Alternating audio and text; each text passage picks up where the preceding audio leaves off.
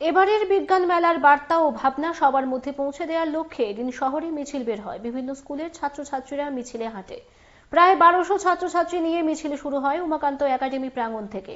বিভিন্ন পথ পরিক্রমা করে উমাকান্ত মাঠে এসেই শেষ হয়। এই বিষয়ে বিস্তারিত বলেন ডেপুটি ডিরেক্টর অম্বালিকা দত্ত।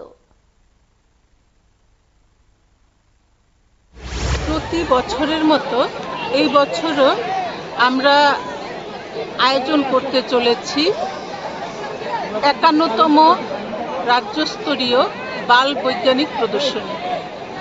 আগামী 2রা এবং 3রা ফেব্রুয়ারি তুলসীবতী বালিকা বিদ্যালয়ে এই এক্সিবিশন অনুষ্ঠিত হবে। আগে আমরা প্রতি বছর এইটা বিজ্ঞান, গণিত এবং এনভায়রনমেন্ট এক্সিবিশন হিসেবে অনুষ্ঠিত করে এসেছি।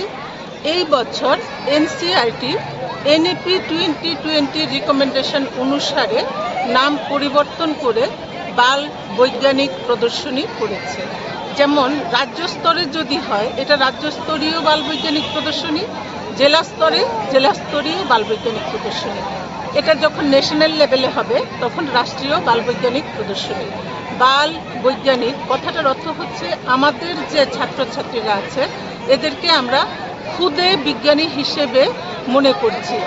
এদের যে ক্রিয়েটিভিটি, এদের যে সৃজনশীলতা, এই জিনিসগুলো আমরা এই এক্সিবিশনে দেখাবো।